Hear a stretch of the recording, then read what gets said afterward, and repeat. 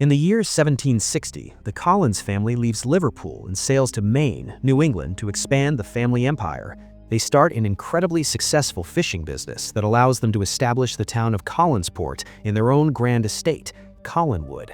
Even if their money grows, the owner makes sure that his son, Barnabas Collins, is raised knowing that family always comes first. 15 years later, Barnabas has an affair with one of the family's servants, Angelique, who is secretly a witch. When she asks him for his love and not just his body, Barnabas tells her he doesn't feel that way about her, so as revenge, she casts a spell to kill his parents. Barnabas suspects something dark caused such an accident, so he starts to investigate the dark arts while he begins a relationship with Josette Dupre. Angelique overhears them declaring their love for each other and gets jealous, so she uses her magic again to make Josette jump off a cliff. Unable to save her in time, Barnabas jumps after her, but unlike Josette, he does survive the fall because Angelique has cursed him to become a vampire so that his suffering would never end. Then she gathers an angry mob of townspeople, turns them against Barnabas by pointing out he's a monster, and together they all catch him and lock him inside a coffin that they then bury in the forest. Years later, in 1972, Victoria Winters is on a train ride to Collinsport because she's seen an ad from the Collins family looking for a governess. Victoria isn't her real name, but she's running away from home and doesn't want people to know their real identity, so chooses Victoria from a poster on the train. When she arrives at the estate, she's received by Willie Loomis, the caretaker, who explains that the mansion, which isn't in a good condition nowadays, should have service of 100 servants, but it's just him and Mrs. Johnson. At that moment, Elizabeth Collins Stoddard, the family matriarch, shows up and speaks privately with Victoria to explain the job to her. After mentioning that it's just 7 people in the house, including the employees, and that there are areas of the mansion they don't even use anymore, Elizabeth asks her some questions that Victoria answers with a healthy amount of sass, which Elizabeth appreciates and makes her accept hiring her. Later at dinner, Victoria meets the rest of the family. There's Elizabeth's brother, Roger Collins, who is a loafer, Elizabeth's teen daughter, Carolyn Stoddard, who is going through a rebellious phase, Roger's son, David Collins, who isn't doing well since his mother died when he was 5 and thinks he can see her ghost, and Dr. Julia Hoffman, a psychiatrist hired to deal with David's issues but spends most of her time drunk. Victoria sympathizes with David and tells him she believes in ghosts too, which Elizabeth doesn't take well. Moments later, when Victoria is getting ready for bed, she sees Josette's ghost in the hallway. She tells her he's coming before going to the foyer and circling the chandelier a couple of times, and after repeating he's coming, she falls the same way she did that day on the cliff and disappears. Meanwhile, in the forest, a construction crew building a McDonald's is doing some digging and finds Barnabas's coffin. They open it to see what is inside, and now that he is free, Barnabas proceeds to feed on every single worker, apologizing for his decades-old hunger. Afterward, he makes his way to the mansion on foot, observing and getting confused by all the technology and modern clothing on the way, while covered in blood. When he makes it to the estate, he finds Willie in the garden and hypnotizes him with his vampire powers to give him the information he needs. He also asks him to clean him up before taking him inside. While trying to introduce himself to the children, Elizabeth interrupts him and asks him to talk in private, expressing her suspicions of his identity and saying all the magical myths surrounding the family are just fairy tales. Barnabas proves he's telling the truth by opening a secret room not even Elizabeth knew about and promises to bring back the family's glory with all hidden treasure from that room.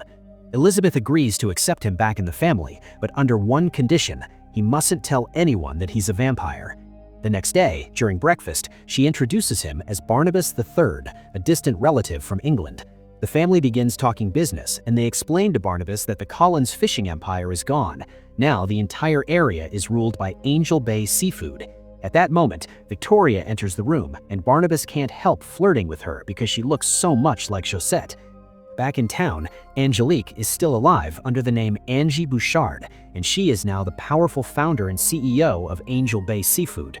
When her employees tell her about the accident in the forest, she goes there to see it with her own eyes and is shocked to find the open coffin. Not wasting any time, she quickly drives to Collinswood, where she exchanges some insults with Elizabeth before Barnabas takes her away to talk in private. As soon as he closes the door behind him, Angelique kisses him, then tells him Collinsport is now her Angel Bay, thanks to the fishing business she started on purpose to ruin the Collins. The townspeople respect her as their leader, while they've forgotten all about him, so nobody is going to believe him anyway. After Angelique leaves, Barnabas expresses his worries to Elizabeth, who reminds him that no matter what happened to him in the past, he always fought on with such a determination that they had to put him away in a box. His family needs him now, so he should fight on in the present too. Inspired by her words, Barnabas begins putting all his energy into bringing glory back to the Collins. By selling some of the treasure from the hidden room, he hires dozens of people to renovate the mansion and rebuild their fishing company. With the help of an umbrella, sunglasses, and a hat, he manages to get out during the daytime without the sun burning him, although he has trouble finding a spot to sleep comfortably, so he makes the servants bring him his old coffin. When the company begins running smoothly, Barnabas hires fishermen by hypnotizing the captains working for Angelique and making them change sides. In his free time, he continues to learn about technology and spends time with Victoria. One evening, after Roger sees him get out of the secret room with treasure in his hands, Barnabas is found by Julia, who thinks he acts very weird and invites him to her office. She hypnotizes him and gets him to confess his secret, so she leaves him behind to go yell at Elizabeth for having kept it from them. Elizabeth convinces her not to go to the police when she points out that Julia should be fascinated by him, and she is, so she wants him to stay and learn more about him. Sometime later, Barnabas asks Carolyn for advice on how to court modern women. Carolyn tells him he needs to drop all the old-timey attitude and hang out with cool people, so Barnabas ends up in a hippie circle, sharing stories while smoking in the forest. After the girls teach him that women want love and not money, Barnabas kills them all in order to feed himself. The next day, Julia begins giving him blood transfusions to see if that can cure his vampirism. When Barnabas compliments her, Julia reminds him of the doctor-patient confidentiality concept and gets on her knees in front of him to pleasure him. While Victoria and Barnabas continue to spend time together and bond over talks about the supernatural, Angelique is furious that the Collins company is being successful again. The board members don't understand what the big deal is because Angel Bay still reigns over 95% of the nets, but Angelique explains it's a matter of pride and carrying on what her grandmother started, a way to destroy the Collins family.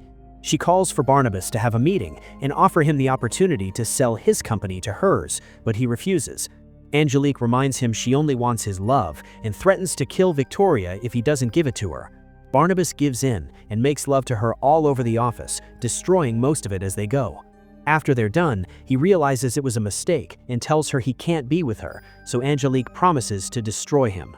Barnabas continues to see Julia for blood transfusions, while Victoria begins having dreams of the time she saw Josette's ghost as a child, and her parents sent her to an asylum for it. When she wakes up, she finds Josette's ghost visiting her again, asking for her help before disappearing. In the morning, while having breakfast, Barnabas announces he wants to throw a ball for the whole town to remind them which is the ruling family here. Carolyn explains to him that nowadays people throw happenings, not balls, and gives him some tips about modern parties. When the night of the ball comes, she discovers he hadn't been joking when he said he would get anything she mentions, and now Alice Cooper is playing live at their party. Since he isn't a fan of the music, Barnabas leaves to take a walk around the house and finds David taking care of the coat room instead of the employee because his dad has asked him to take over for a moment and not let anyone get inside. Barnabas sends him away and climbs the outside wall to peek through the window, finding Roger being intimate with the employee and stealing wallets from people's coats. Afterward, he meets with Veronica on a balcony where she tells him she knows about his feelings for her. She feels like she can tell him anything and that she's known him forever, and confesses she's always felt something pulling her to Collinswood. When he tries to kiss her, she unconsciously pulls back because this is the first time someone she loves her back, and begins telling him her story. Victoria spent many years in the asylum with only doctors and Josette's ghost as company, and she's been put through dozens of painful treatments to fix her. But she never gave up her will, and one day she managed to escape through a window. While searching for somewhere to go, Josette pointed at the governess ad in the newspaper, and she knew what she had to do. She feels at home at Collinswood, and she's developed feelings for Barnabas too, which she expresses by finally kissing him. This is seen by Angelique, who just arrived at the party, and now she's furious. The next day, Barnabas goes to see Julia to double the efforts on making him human so he can be with Victoria, only to find her transfusing his vampire blood into her body. She has never been interested in him becoming human, she only wants to make herself immortal. As punishment for breaking the family's trust, she bites her and kills her, not noticing her fangs growing.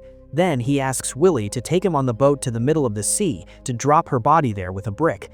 Next, he finds Roger trying to access the secret room with the treasure, so he decides to give him a choice. He can start becoming a better dad to David, or he can take some money Barnabas will give him and leave to never be seen again. Roger chooses the money and leaves the estate, destroying David's heart. When the kid runs back to his room, he almost gets hit by the disco ball Willie is disconnecting from the ceiling, so Barnabas uses his super speed to save him and ends up under the sun, which begins lighting him on fire. Now the whole family knows his secrets, and David and Victoria run away from him in disgust. Getting desperate, Barnabas goes to see Angelique, who refuses to remove the curse and gets him to admit he killed Julia. Then she makes a proposal. They can rule the fishing empire together as partners and lovers, or she'll put him back in the box. Barnabas tells her to go to hell and tries to leave, but her employees are waiting on the other side of the door with a coffin that Angelique pushes him into. After closing it with chains, they put it in a van and drive to the cemetery, but only after Angelique uses a spell to make the Collins Company building explode.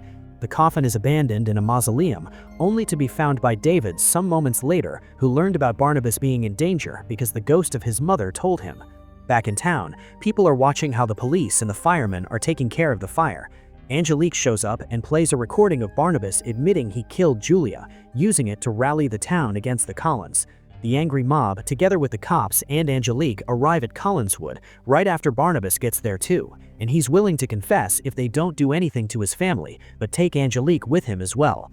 The sheriff tries to shoot Barnabas, but obviously it does nothing to him, so he proceeds to bite Angelique and make her skin crack in order to show she's a monster too. As the sheriff sends all the people away, Barnabas begins fighting against Angelique with the help of Elizabeth's shotgun and Carolyn, who reveals to be a werewolf. Sadly, they prove to be no match for a witch's powers, especially when Angelique enchants the house to attack its own family. As she tortures them, she confesses she was the one that killed Barnabas's parents, David's mother, and also sent a werewolf to bite Carolyn in her crib because she's always been the curse behind the family misery. David shows up then and sends his mother's ghost against Angelique, throwing her across the room and making her crash into the chandelier, which drops to the floor and kills her. As the family flees the house, which is now on fire, Barnabas gives Angelique a last goodbye, and the witch dies after ripping her heart out of her chest and giving it to him, but it only becomes dust. Barnabas can't find Victoria anywhere, and David's mom tells them she's at the cliff. As the family watches the house crumble, Barnabas races to stop Victoria from jumping, but she doesn't listen to him. She's just a human that lives in the light, while Barnabas will live in the shadows forever, so they can't be together. This depressing thought makes Victoria jump, and like it happened decades ago, Barnabas jumps after her, but this time he bites her to transform her into a vampire before she hits the ground. Now she's an immortal creature like him, they can be together forever, and the couple shares a kiss. In the bottom of the ocean, Julian's body opens her eyes, revealing she's become a vampire too.